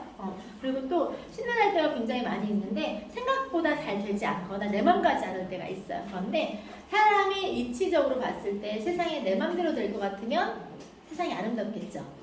그게 불가능하다는 거. 내 맘 같지 않고 내 맘대로 되지 않다는 것 자체를 그냥 상식화 시켜버리면 되는 거고요. 내가 교만하다는 생각을 하는 거예요. 왜 내 뜻대로 다 돼야 된다고 생각하고 왜 내 맘대로 돼야 된다고 생각하는지 겸손하지 못하게 내가 마음을 갖고 있구나. 내가 내 뜻대로 되지 않는 이유 중에는 내가 부족해서 생기는 것도 있을 수 있을 거고 내 자체가 조금 더 성숙하지 못해서 생길 수 있는 일이니까 내가 다시 나를 다잡는 걸로 가져가는 거예요. 상황 탓하거나 사람 탓하고만 한다 것도 없거든요. 그럴 때 그걸 겸손하게 그 문제에 대해서 나를 개선할 수 있는 걸로 되짚어서 나한테 나를 성장시킬 수 있는 동력원으로 가져가지 못하면 일을 진행할 수가 없어요. 그래서 늘 문제와 대면했을 때 저는 저를 바라볼 수 있는 기준이 생겼어요. 사람들은 어려운 상황을 만나면 본성이 드러난다고 그러잖아요. 어려운 상황일 때마다 제 본성이 보이는 거예요. 그 본성을 제가 봤을 때 별로야. 근데 본인이 원하는 추구하는 모습이 있을 거 아니에요. 그러면서 그 본성 안에서 이기심도 보이고 편협함도 보이고 옹졸함도 보이고 이런 게 보일 때 그때 내가 겸손하게 내가 그렇게 살길 원하지 않으면 그런 존재로 머물기 원하지 않으면 그렇지 않기 위해서 내가 어떻게 해야 될지를 가지고 나를 반성하고 나를 채찍질하는 마음으로 리마인드 시키면 신나는 마음이 아니라 오히려 나 자체에 대해서 좀 발전적으로 가져갈 수 있는 계기가 되기도 하더라고요. 그래서 어려움을 만나거나 상황적인 게 생길 때마다 온전하게 자신을 객관적으로 바라볼 수 있는 눈을 갖고 있는 사람들은 오히려 그 상황 때마다 성장을 하는 거예요. 그래서 어제 또 박경진 선생님이 모든 게 은혜더라라는 말을 하셨잖아요. 근데 그 말을 100% 공감하는 게 뭐냐면 의미 없는 시간들이 한순간도 없더라. 힘들고 고단하고 신나했던 그 순간들마다 그 찰나찰나에 내가 생각하고 고민하고 하면서 통찰이 생기고요. 그러면 나를 바라볼 수 있는 눈도 생기고 나를 다듬을 수 있는 기회도 생기고 여러 가지가 사람을 성숙시킬 수 있는 과정 안에 다 있더라. 그래서 그걸 즐길 수 있는 마음들이 시간이 지나면 생겨요. 그때는 죽을 것 같이 힘든 일들도 지나보면 아무 일도 아니고 그걸 잘 지내온 나 자신에 대해서 스스로 토닥거려주고 기특하게 생각하는 순간이 생길 거고 그렇게 지나왔기 때문에 존중받는 위치가 되는 거예요. 여러분들 일을 하다 보면 어려울 때 많죠. 어려울 때마다 스폰서들 볼 때 어떻게 이걸 견뎠을까라는 마음이 생겨요, 안 생겨요? 그리고 일은 너무 신기한 게 똑같은 일의 반복이라서 여러분들이 겪고 있는 모든 일을 겪어냈기 때문에 그 자리에 다 가 있는 거거든요. 그러면 겪어낼 수 있는 일이다, 없는 일이다? 있는 일이다. 그런데 그걸 누가 겪어내고 안 겪어내에 따라서 결과가 달라진다고 하면 기꺼이 겪어내겠다는 마음을 갖고 마음을 가지면서 겪어낸 방법을 모르겠으면 그 문제를 가지고 스폰서를 대면해서 어떻게 견뎌냈는지에 대한 코칭을 받아보는 거예요. 그러면서 그렇게 문제를 교류하고 서로 도움받고 코칭 받다 보면 또 신뢰관계가 생기고 이게 반복이더라고요. 그래서 항상 문제가 생기면 그 문제를 먼저 해결하고 또 솔루션을 갖고 있는 사람을 찾아가서 문제를 해결할 수 없는 사람과 뒤에서 속닥속닥 할 필요가 전혀 없고요. 문제의 경험이 있는 사람을 지혜를 구하기 위해서 찾아갈 수 있는 그런 사람들이 되시면 심지어 오히려 이게 마인드 컨트롤하려고 갔다가 인사이트 받고 와요. 이해가시죠? 내가 마인드가 쳐져 있어서 갔다가 앞으로 발전적인 거 뭐 하나 팁을 더 얻고 오는 경우가 훨씬 더 많으니까 그렇게 하시면 더 좋을 것 같아요. 그리고 책을 많이 읽으세요. 이게 이런 경우에 사람이 사람한테 하는 말은요 개인의 주관이 들어갔다고 생각하고 또는 저 사람과 나의 관계가 있기 때문에 스폰서가 하는 말이 잘 안 들어올 때가 있어요. 날 잘 알지도 못하면 또는 그냥 또 일하라고 푸시하는 거 이런 느낌으로 그냥 고깝게 비꼬아서 들릴 때가 있어요. 그런데 책은요. 정리된 개념이기 때문에 오히려 내가 가지고 있는 상황도 모르면서 책에서 나를 톡톡 건드리는 말을 해요, 안 해요? 그게 진리기 때문에 그래요. 개념이기 때문에 그리고 그게 원칙이기 때문에 그래요. 그래서 여러분들이 고민하고 방황돼서 왔다 갔다 할 때는 개념화되어 있는 걸 통해서 자기를 정리하는 시간을 갖는 게 훨씬 더 좋을 때가 있어요. 관계적으로 힘들어서 다른 사람 말이 들어올지 않을 때는 내 스스로가 깨닫는 시간. 책을 통해서는 책은 그냥 정보를 주는 거거든요. 책을 통해서 내가 깨닫는 거예요. 깨워지는 거라서 자신을 그런 환경에 던져놓는 것도 굉장히 좋아요. 갑자기 세븐앱이 탈 때 들었던 얘기인데 어떤 상황이 발생했을 때 누군가는 창으로 밖을 본대요. 그거는 남을 탓하는 사람이에요. 창밖에 보이는 사람들을 탓하는 사람이고 아까 거울 말씀하셨잖아요. 진짜 리더는 거울 속에 나를 보면서 나한테 문제점을 찾고 해결을 한다고 하더라고요. 그래서 그 얘기가 생각났고 들으면서 조금 더 반성하는 릴렉스 거울 보면서 릴렉스하고 책을 읽는 리더가 되겠습니다. 다음은 초보 사업자가 신규 데이나 월요 로컬에 그 사업자의 다시 신규 파트너를 초대할 때 멘트나 노하우가 질문인데 이건 사실 아까 맨 처음에 그 사람이 해야만 하는 이유를 상대방한테 던져줘서 찾는다고 했거든요. 구체적인 멘트를 한번 얘기해 볼게요. 잘 예를 들면, 자 이제 신규 사업자가 누군가의 신규를 데리고 올 때는 이렇게 얘기하시면 좋을 것 같아요. 내가 처음에 잘 몰라서 시행착오를 굉장히 많이 했는데 내가 다시 시작한다고 하면 여기부터 시작할 것 같아 라고 얘기하면서 본인이 방황하거나 헤맸던 시간 말고 본인이 조금 더 효율적이게 갈 수 있는 장소를 내가 안내하는 거라는 느낌. 그리고 내가 본사 로컬을 많이 가봤는데 예를 들면 이제 신규 월 로컬 말고 신규 대회 같은 거 있잖아요. 많이 가봤는데 그것도 너무 좋았는데 통합적으로 한 번 싹 정리해주는 데가 있더라고. 처음부터 그거 듣고 시작하게 되면 전체적인 통찰이나 그림의 이해도가 생긴 상태에서 배우면 훨씬 더 뭐 때문에 가서 배웠는지도 모르고 가서 들었던 시간들도 난 있더라고 하면서 너는 처음부터 제대로 그림을 보고 뭘 구체적으로 하면 되는지에 대한 방향을 알고 시작했으면 좋을 것 같아서 이 자리에 너를 초대하고 싶다고 얘기하는 거예요. 신규 대회를 가면 전체적인 게 다 나오잖아요. 마인드, 회사, 제품 다 볼 수 있는 상황이고 팀에 대한 문화까지도 확인할 수 있는 게 신규 대회죠. 그래서 내가 어떤 일을 하는 데 있어서는 전체를 알고 가야 부분도 할 수 있는 거니까 너도 똑똑한 아이니까 전체를 보여주고 싶어라고 얘기하면서 신규 대회 초대하세요. 그리고 로컬을 초대하실 때도 이런 거죠. 개인이 갖고 있는 나를 내가 얘기하는 말을 믿는 게 아니라 너가 스스로 판단하고 기준이 될 수 있는 걸 스스로 경험할 수 있는 장소에 반드시 가봐야 된다고 얘기를 하는 거예요. 어떤 일을 시작할 때 나 개인을 믿고 시작하는 게 아니라 너의 스스로의 판단과 직관을 가지고 내가 알고 내가 경험한 거와 다르게 네가 느끼고 경험하는 통찰도 있을 수 있으니까 제대로 확인할 수 있는 시간을 반드시 가져야 되니까 그런 장소가 월요일이니까 가다 보면 사람들의 모습을 통해서 정말 표밈인지 포장인지 확인할 수도 있고 정확한 정보를 통해서 내가 미처 다 설명하지 못한 것도 네가 알게 될 수도 있고 또 정확히 알게 되면 더 궁금한 것도 생길 수 있으니까 통합적으로 네가 확인할 수 있는 장소에 가서 하는 게 중요할 것 같다. 그리고 어차피 이런 시간을 써야 되는 일이라고 하면 같은 시간을 썼을 때도 효율적이게 쓰려고 하면 정확하게 알고 출발하는 게 중요한 거니까 그런 시간으로 너가 그 시간을 반드시 써야 되는 걸 알려주는 거예요. 개인이 갖고 있는 견해, 내 생각을 가지고 그 사람이 판단해서 인생 걸기에는 무모하잖아요. 그렇죠? 나한테는 이게 솔루션이고 나한테 좋아서 내가 이렇게 설명하지만 내가 느끼지 못하는 다른 걸 네가 확인할 수도 있는 거예요. 그러니까 너는 나보다 더 똑똑하고 정확하고 네 인생도 중요하고 너의 직관도 판단도 중요하니까 네가 확인할 수 있는 자리를 내가 꼭 안내하고 싶었어 라고 얘기하는 거예요. 내가 직접 설명하는 것도 좋지만 내가 설명하는 건 내 개인의 사견이 들어갈 수 있고 주관적인 느낌이 들어갈 수 있으니까 객관적인 장소 안에서 객관적으로 판단할 수 있는 정보를 너한테 주고 싶어 라고 얘기해도 괜찮아요. 어차피 만남을 가지려고 하면 1시간, 2시간 써야 되잖아요. 그쵸? 근데 어차피 1시간, 2시간 쓰는 거라고 하면 네가 정확하게 판단할 수 있는 너 시간도 소중하고 중요하니까 같은 2시간이라고 하면 정확하게 판단할 수 있는 장소에서 네가 직접 보고 겪고 느껴보는 게 훨씬 낫다고 얘기하면서 초대하시는 게 더 좋을 것 같아요. 상대방의 소중한 시간, 네 시간이 소중하니까 그 시간을 조금 더 제대로 쓸 수 있는 공간에 와서 네 시간을 활용해서 전체적인 그림을 봐라. 이렇게 멘트가 주어졌네요. 다음은 끝났어요. 이게 처음 질문 첫 질문이었는데 첫 질문이었어요. 그게 하나가 네. 복사가 되나요?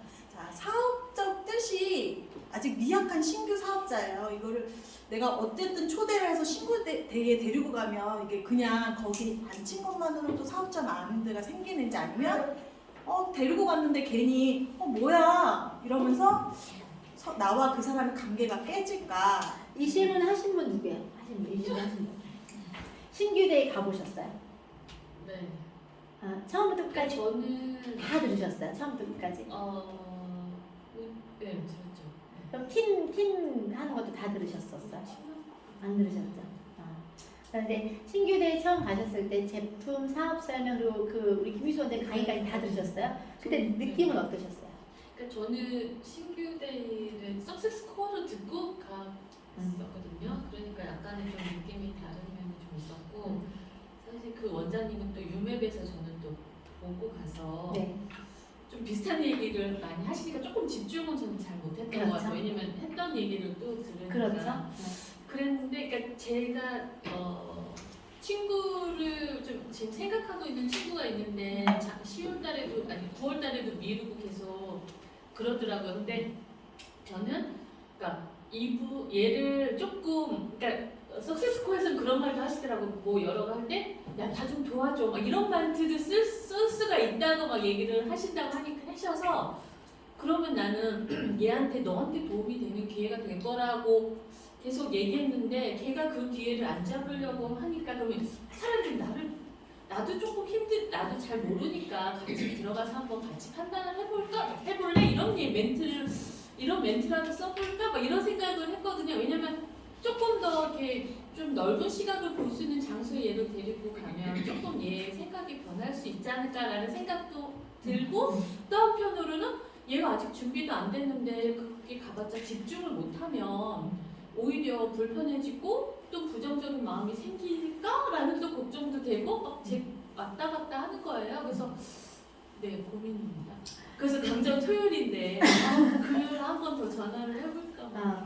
이게요 신규 대회가 중요한 게 아니라 초대를 어떻게 하는지에 따라서 달라지는 거예요. 그래서 단계적인 것도 중요하고 아까 말씀하신 것처럼 제가 왜 여쭤봤냐면 신규 대회를 경험하지 않은 분들이 할 수 있는 질문인 것도 같아서 물어본 거예요. 그래서 항상 시스템에 대해서는 내가 먼저 선 경험을 해봐야 어떤 분위기나 어떤 경험을 가질지 예측할 수 있어요. 항상 여러분들은 내가 시스템을 활용하라고 하잖아요. 그쵸? 활용하라는 얘기는 뭐냐면 내가 전달할 수 없는 것들을 시스템 안에서 그들이 전달하려고 하는 목적인 거예요. 그러면 시스템을 참여했을 때 처음부터 끝까지 신규의 입장으로 들어보는 거예요. 그랬을 때 어떤 느낌으로 마무리가 되겠는지를 먼저 예측해보면 저런 불편한 마음이 생기지 않아요. 그러니까 어느 장소에 어떻게 초대할지에 대해서 내가 먼저 선 경험하는 거. 두 번째, 초대를 할 때 말 그대로 아까 말씀하신 것처럼 내 의지는 그 사람을 사업을 시키고 싶어. 내 의지는 그 사람과 사업 함께 하고 싶어. 그런데 그 사람이 사업할지 말지에 대한 아직 니즈나 여지가 명확하게 판단이 안 되어 있는 상태인 거예요. 만약에 그 사람과 얘기를 충분한 대화를 통해서 그 사람의 니즈 파악이 돼서 네가 그 일을 하는 게 좋을 것 같다는 느낌, 그 사람이 관심이나 호기심이 좀 생긴 상태에서는 저 장소가 굉장히 의미가 있어요.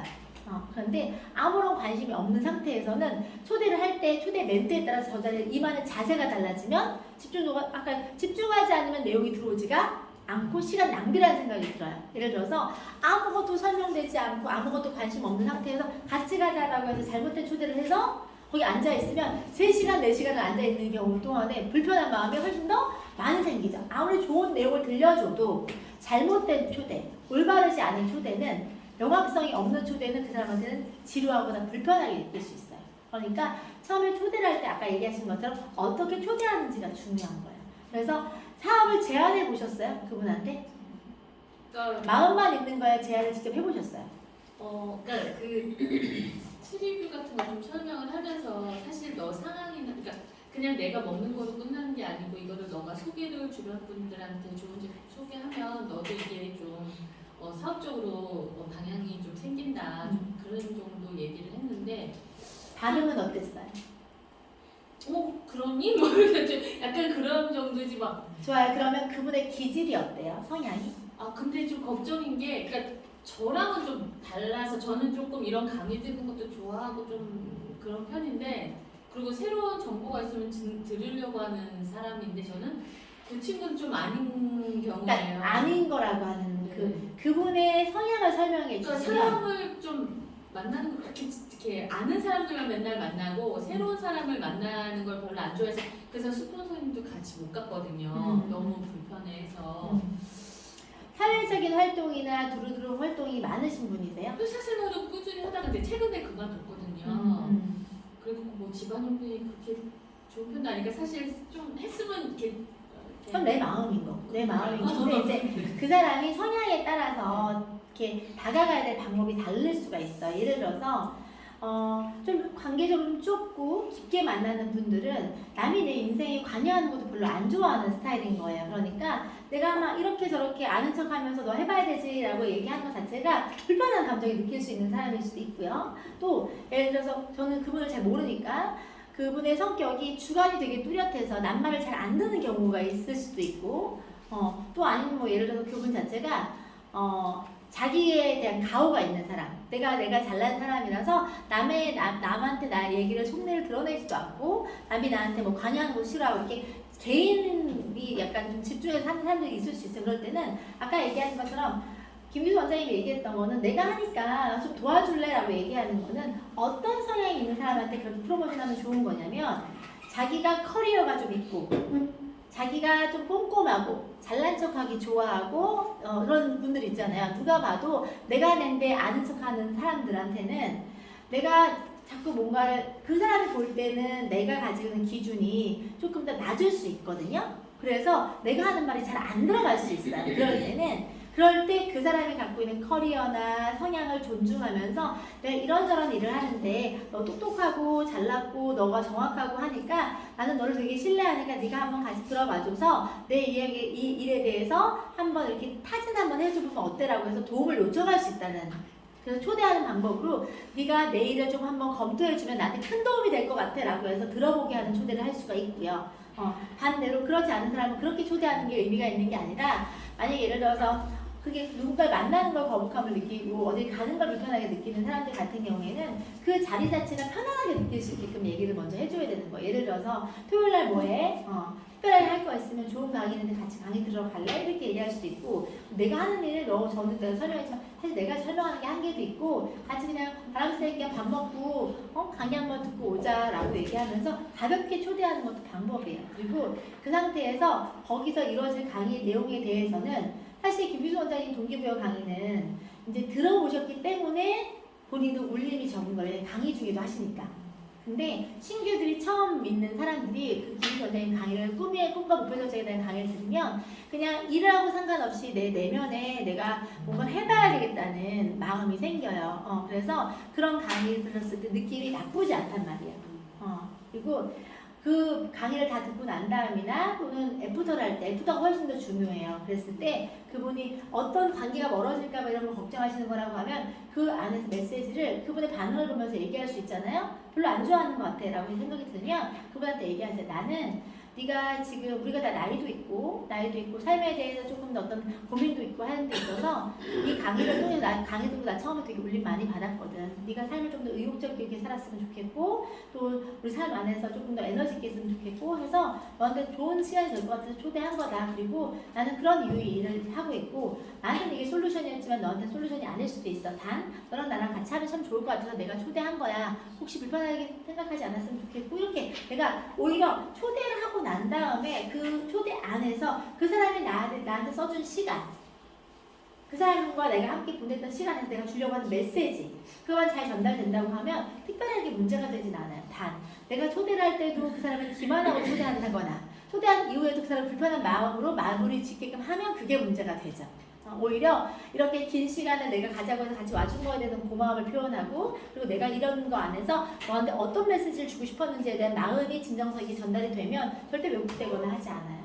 그러니까 저도 사실 얘한테는 좀 그러니까 저랑 좀 성격이 좀 다르니까 얘한테 조금 강의를 통해서 좀 선택의 기회를 좀 이렇게 이런 선택의 다양성을 좀 보여주고 싶은 생각이 좀 있거든요. 사전에 또 중요한 팁을 하나 드릴게요. 여러분들이 누군가라고 이렇게 삶을 공유하고 얘기를 하고 이렇게 걱정하는 말을 하잖아요. 그런데 사실 그 사람하고 관계적으로 서로 처음부터 신뢰적인 관계라든지 서로 걱정했던 사이가 아니라고 하면 오히려 그게 안 좋게 들려요.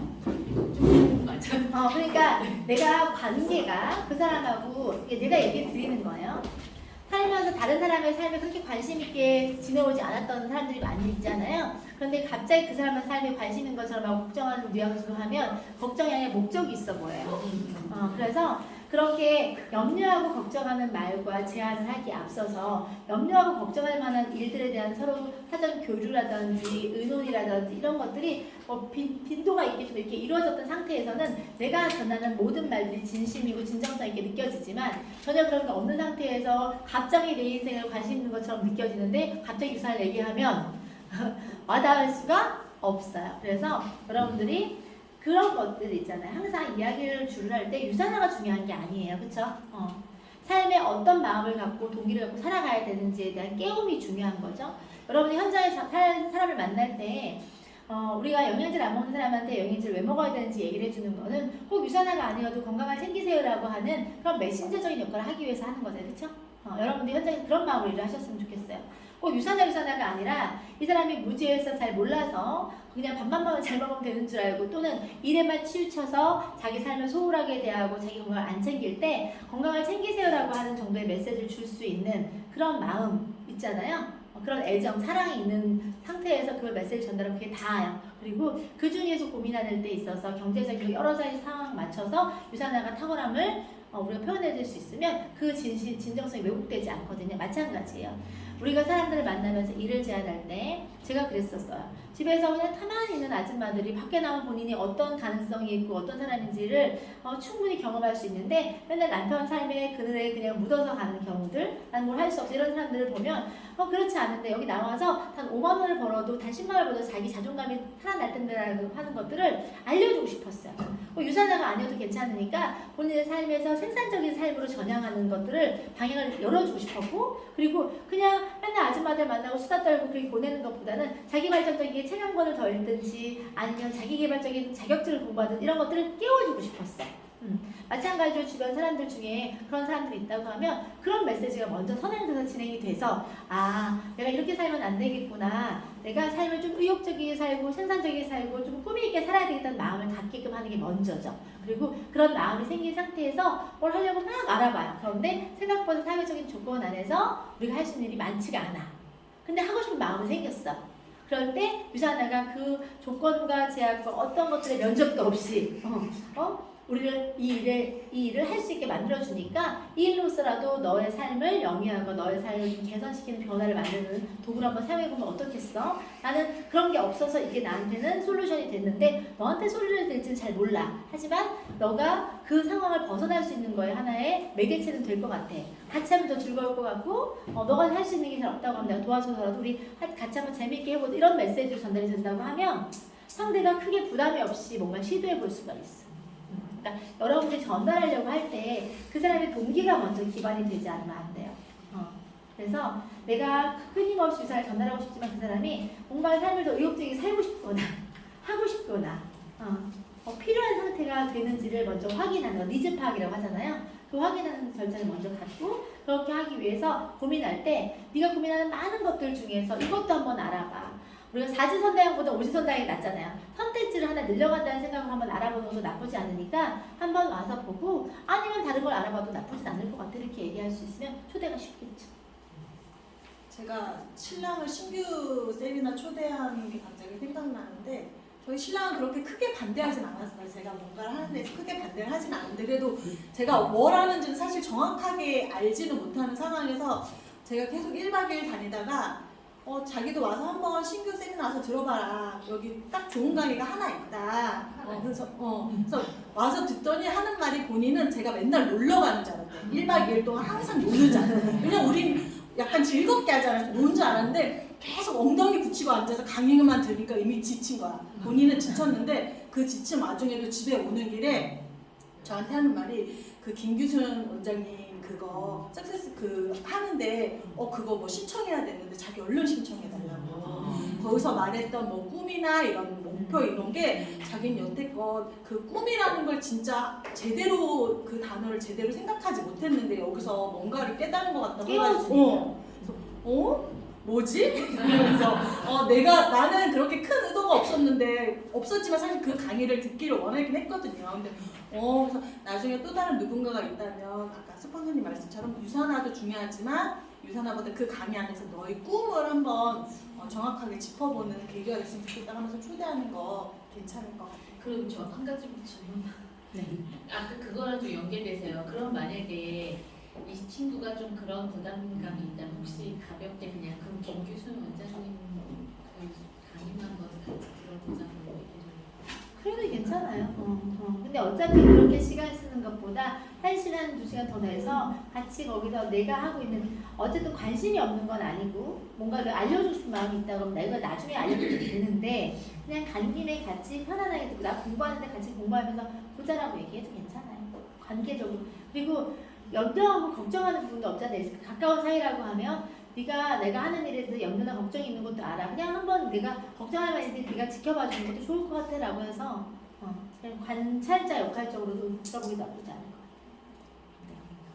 지금은 또 요즘 현재 상황이죠. 대출 이자도 사실 오르고 경제 상황이 어려워지니까 유산화가 완전히 본업이 아니에요. 본업이 아니고 사실 뭐 30만 원 벌고 20만 원 벌고 이런 사람들이 조금 더 앞으로 나아갈 생각 안 하고 유산화가 일단은 지금 당장 돈이 안 되니까 내려놓고 지금 당장 월급을 받을 수 있는 그러니까 이런 거예요. 관점적으로 봤을 때 진짜 여러분들이 자영업을 하는 사람들도 돈을 먼저 투자를 하고 대출을 내성하면서 돈을 투자하고 생활 전선을 만드는 작업을 하고 그게 완성될 때까지 2, 3년이 걸려요. 돈을 투자하고 그렇죠? 그러면 이 일도 내가 정말 얼마만큼의 몰입을 통해서 어떤 시간을 써야지만 된다는 것 자체를 상식적으로 이해해야 되는 거고 당장의 효율성을 추구하면 그분은 장기적으로도 절대로 결과를 만들어낼 수가 없어요. 루틴이라고 하는 걸 계속 강조하는 이유는 같은 시간의 것들을 꾸준히 써왔을 때 적어도 눈이 계속 내려야 쌓이는 것처럼 이 일에 대한 결과도 우리가 아무리 쌓아가는 소득이라고 얘기를 하고 축적되고 누적된다고 하더라도 연속성이 없으면 절대로 쌓이지가 않아요. 지금까지 해왔던 것들도 잃어버릴 수가 있어요. 그래서 지키는 것도 훨씬 중요하다고 말씀드렸잖아요. 그래서 그분들이 내가 생활 안에서 당장 긴급한 부분이 있어요. 그래도 이 일을 놓지 않고 가야 돼요. 연결되어 있지 않으면 지금까지 내가 보냈던 시간의 가치도 다 잃어버려요. 그 30만 원도 이제 줄어들 거예요. 왜? 관리되지 않고 또는 발전적이지 않으면 그분들을 끌고 갈 수 있는 힘이 없거든요. 그래서 건물을 세웠는데 건물이 무너지게 할 수는 없잖아요. 30만 원도 못해도 8천만 원 이상 자산 가치가 있는 건데 내 자산이 까지는 것들을 경험을 시킬 수는 없으니 그분한테 얘기하세요. 자, 아무리 생활 전선이 있다고 하더라도 주말 주중이 있어요. 그쵸? 저 같은 경우는 직장 생활 하면서 이거 점심시간에 가서 미팅하고요. 저녁시간에 미팅하고요. 토요일, 일요일날 애들 끼고 키즈카페, 공원에서 만나면서 미팅하면서 일 만들어왔던 사람인 거예요. 할 수 없는 게 아니라 자, 너무 쉽게 가려고 하는 분들이 너무 많아요. 쉽게 가지 말고 되게 가려고 하라고 제가 말씀을 항상 드리잖아요. 하려고 마음 먹으면 그 안에 방법은 반드시 있어요. 공부하는 것도 줌 미팅도 틈틈이 할 수 있고 조건이 지금 나쁜 게 아니라 본인이 그 조건에 대한 것들을 안 하려고 하는 게 대부분인 거예요. 그래서 결심적으로 마찬가지로 위에 스폰서님들도 이분한테 다시 재결단 받으셔야 돼요. 자, 여러분의 시간과 그 사람의 시간들을 쓸 때 그것들이 합이 맞아야 된다고 얘기 말씀드렸잖아요. 이렇게 해서 본인이 이 일을 멀리하면 여러분이 그 일에 집중해 줄 수 없잖아요. 그렇죠? 근데 이 타임을 놓쳐버리면 정확히 이해하셔야 되는 게 뭐냐면요. 스폰서는 하나고 파트너는 1대 다수예요. 스폰서와 파트너의 절대적 비즈니스 타임이 맞지 않으면 아무리 호흡을 맞춰주려고 하더라도 마음이 없어서가 아니라 물리적인 시간이 안 돼서 못 도와준단 말이에요. 개인의 상황 다 따지고 본인의 우선순위 다 챙긴 다음에 나중에 스폰서 보고 최우선으로 삼아달라? 그러면 있을 수가 없어요. 그래서 스폰서 집중해줄 수 있을 때 그 시기에 저 어려움은 안다 이걸 그 어려움을 같이 타게 할 마음이 있는지를 물어보시고 그 어려움 안에서 본인이 하려고 하는 마음과 의지를 확인하셔서 그 안에서 방법을 찾아줄 수는 있지만 아예 이 일에 대해서 손을 놓고 외면한다고 하면 여러분도 놓으셔야 돼요. 왜냐면 여러분들의 스폰서들의 시간은요 1대 다수기 때문에 여러분들이 그렇게 결심하지 않고 우선순위 안 가지고 있는 사람하고 시간을 쓰다 보면 우선순위 있는 사람하고 시간 보낼 수 있는 시간의 양이 줄어들겠죠. 더 간절하고 더 절실하고 더 제대로 해보려는 사람들하고 일을 하셔야 되는 거지 그 희망 고문하시는 분들하고 일하시면 비즈니스적인 데미지라든지 전체적인 거의 밸런스가 무너지게 되어 있어요. 첫 번째 파트너가 저런 상황에 놓이면 일단 첫 번째 결단을 확실히 다시 받고, 두 번째 시간을 한 번 쪼개던 시간을 세 번으로 쪼개서 조금 더 몰입할 수 있는 시간을 만들어서 그렇죠. 같이 두발 자전거, 두발 그렇죠. 2인용 자전거. 자전거 하고 가야 될 것 같습니다. 그리고 이게 마지막 질문인 것 같은데, 올바른 스폰서와 파트너의 윈윈 방향이에요. 유산화는 사실 서로 윈윈할 수 있는 비즈니스라고 하는데, 간혹가다 스폰서는 그냥 내 하부에 매출 중복 매출 인정이니까 매출 넣어주거나, 아니면 신규가 스폰서님한테 신규가 생겼대, 나한테 달아주면 너무 좋을 것 같아, 이렇게 생각하는 파트너가 있다면 이걸 어떻게 대화로 풀어가면서 사업을 그 사람한테 정확하게 이 사람 비즈니스 사업을 이해시킬 수 있는지. 여러분들은 지금 저를 오늘 만나셨을 때 제가 가지고 있는 타이틀을 아시죠?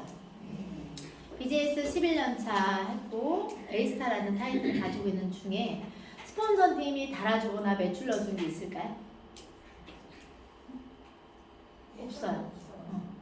소개하신 스폰서님이 지금 안에 안 계시고, 소개하신 스폰서에서 상위 라인 안에서 있을 수가 없어요. 근데 누군가가 도움을 주는 방법을, 사람을 달아주고 매출을 넣어줬기 때문에 제가 에이스타가 된 게 아니죠.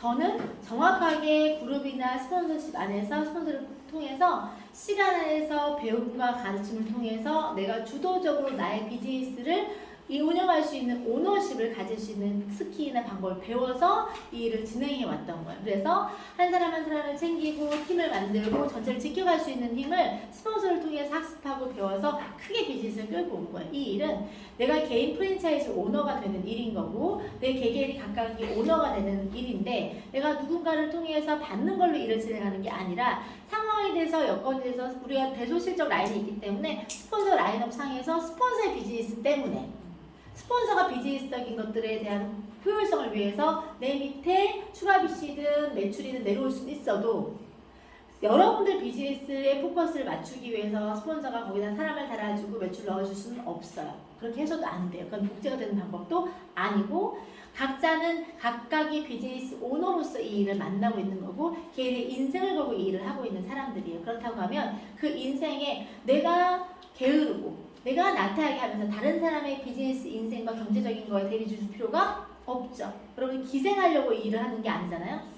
기생하는 건 뭐예요? 기생충이죠.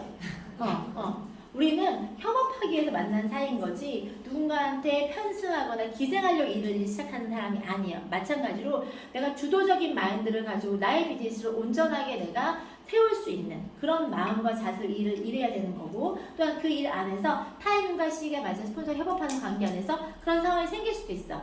그렇지만 그것들은 당연한 게 아니라 내가 운이나 타이밍이 맞아서 그런 상황이 생겼던 것 뿐인 거예요. 그리고 윈을 할 수 있는 방법은요, 우리는 시간을 쓸 때 스폰서는 절대적인 시간 세 가지를 써요. 시간을 쓰고, 시간을 쓰는 라인이 있고, 그리고 또 사람이 라인이 내려가야 되는, 사람이 등록되어야 되는 라인이 있겠죠? 추가비도 그런 데 내려갈 때 라인이 있을 건데, 나한테 만약에 누군가가 나의 스폰서님이 시간과 사람과 추가비 이 세 가지 중에서 뭔가를 내가 선택해서 줄 거면 너 뭘 받았으면 좋겠니? 라고 하면 저는 시간이에요. 이해가세요? 사람이 등록되어진다는 얘기는 매출은 1회적이죠. 사람도 1회적인 거예요. 그렇죠? 그리고 한 라인만 영향을 주겠죠. 추가비도 한 라인이에요. 근데 우리는 성장하기 위해서 2라인, 3라인, 4라인, 10라인을 키워나가면서 성장을 시켜야 되는 타이밍일 때, 스폰서가 나한테 줄 수 있는 세 가지 중에서 나는 시간을 받아서 A, B, C, D 라인에 더 균형감 있게 코칭을 받으면서 라인업을 시키는 게 나는 가장 효율적인 거라고 생각해요. 만약에 나의 스폰서님이 나한테 시간을 쓰고 있다는 건 엄청난 걸 쓰는 거예요. 왜냐면 스폰서의 시간에 대한 효율성은요, 엄청난 거예요.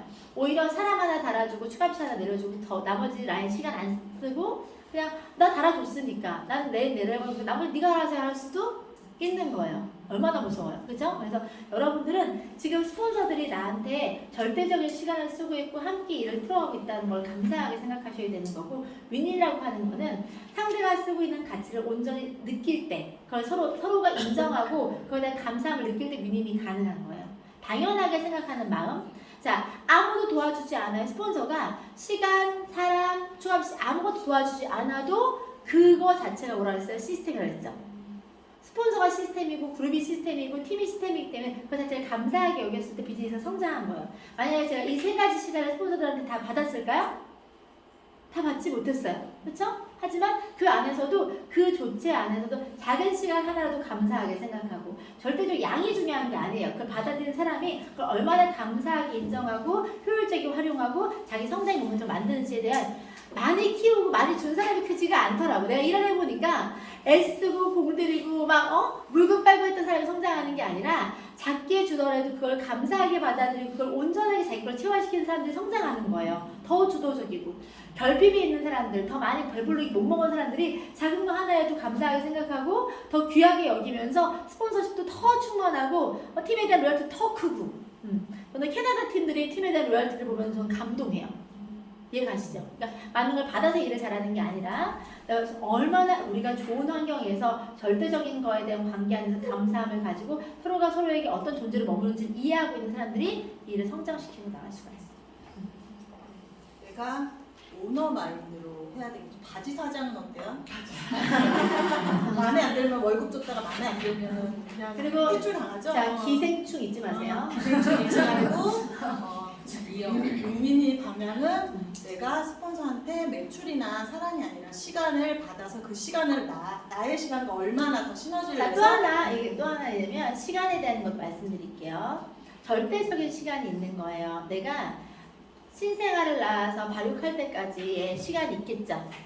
근데 스폰서가 열심히 절대적인 시간을 쓰고 있는데 본인이 그 시간의 것들에 귀함을 모르고 발육을 스스로가 더디 가져가는 사람들. 그래서 애착을 너무 오래 갖고 가는 사람들도 문제예요.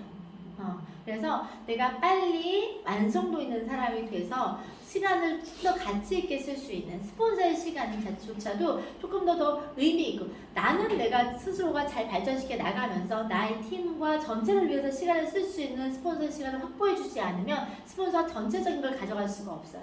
나하고 밀착해서 비즈니스 쓸 때 미팅하는 데 시간을 쓰는 게 아니라 내 팀을 빌딩하는 데 기여할 수 있게끔 시간을 써주고 전체적인 걸 방향을 잡아가는 데 발전적인 시간을 써줄 수 있게끔 시간을 벌어주셔야지만이 스폰서가 앞으로 나아갈 수 있는 방향을 잡아갈 수가 있어요. 그래서 시간에 대한 부분들도 스폰서님 이렇게 요청하시는 거 제가 언제부터 언제까지 굉장히 열심히 할 건데 이 시간만 저한테 집중해 주시면 안 돼요? 기한이 있는 후원, 결단이 있는 후원의 시간을 받아서 값어치게 시너지 내는 것도 여러분들 하셔야 되는 역할인 거예요. 그냥 끊임없이 연결되는 그런 시간이 아니라. 지금까지 네. 권현지 스폰서님 Q&A 시간 되게